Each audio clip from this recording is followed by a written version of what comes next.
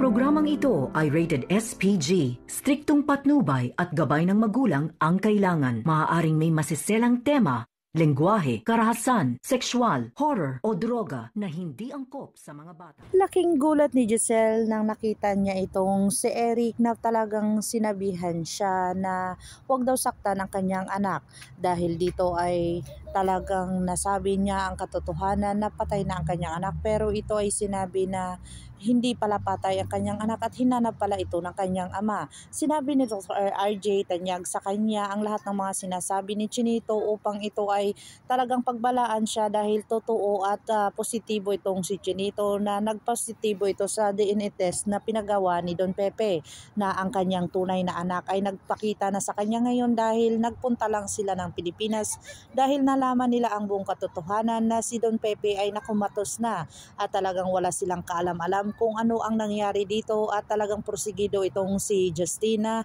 makita ang kanyang lolo dahil alam niya ang tunay na katauhan at talagang mahal na niya ito.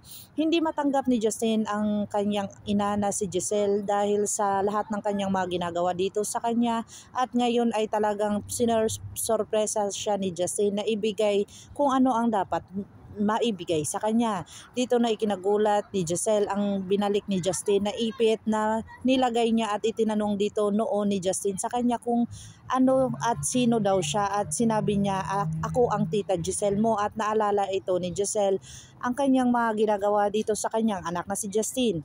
Dito na nga kaya mapapatawad ni Justin ang kanyang ina dahil sa talagang nanghihingi ito ng tawad at nakukonsensya ito sa lahat ng kanyang mga ginagawa.